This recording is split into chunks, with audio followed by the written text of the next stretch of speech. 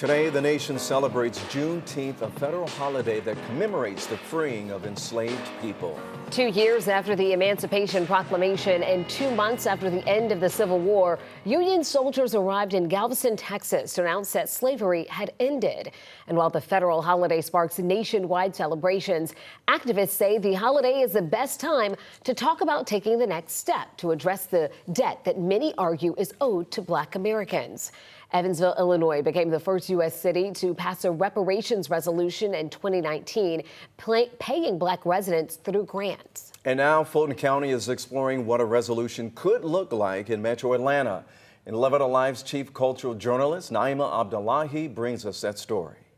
My family moved here in 1975. My grandparents were the first homeowners in this area. For Marcus Coleman, Black liberation and social justice is personal. Growing up, he found his purpose through his own family's hardship. My family suffered some direct forms of racism in the form of vandalism of our home, tomatoes thrown at our home on 2 different occasions before I was 1 year old, and then a 30-foot cross burned in the yard. Fast forward decades later, he's now a community activist who fights to dismantle institutional racism and currently is the vice chair of the Fulton County Reparations Task Force. The holiday of Juneteenth is like bathing without soap and water.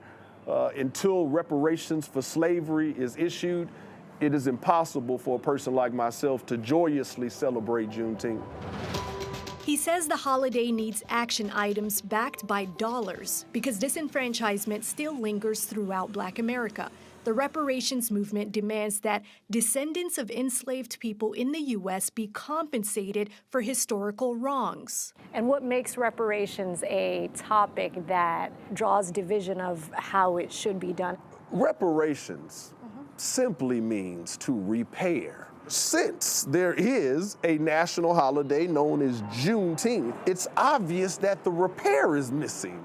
The term is not a new concept. After the Civil War, the federal government made an unfulfilled promise of 40 acres and a mule to former slaves. While Marcus Coleman works tirelessly to find solutions through the task force, support really is a verb. Dr. Lakeisha Hallman tackles economic liberation by working to close the racial wealth gap. Welcoming entrepreneurs from all over the country. She is the founder and CEO of the Village Market. The company gives Black entrepreneurs the tools they need to succeed as business owners. I've always just wanted to be positioned where I'm action-oriented. We also have the privilege of choices, access, and opportunity. That changes a family's life, that changes a trajectory, and also shifts a generation. She says her mission is to repair and restore the pain points caused by systemic racism. What we need is to be protected, to create opportunities and pathways for ourselves. So that's not asking for a handout. Marcus Coleman's space in the fight has always been in the front lines to confront and heal the wounds of history,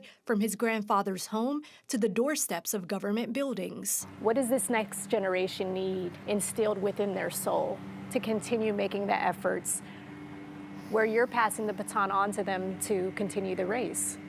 This next generation is our most fearless generation. Okay. The only thing that I think that they need instilled is further knowledge of self. Naima Abdullahi, 11 Alive News. So critics of reparations argue the current generation should not be held accountable for slavery because no one alive today is directly responsible for it. Right now, Marcus Coleman says the Fulton County Task Force is in the research phase and will share its findings and recommendations with the Fulton County Board of Commissioners in October.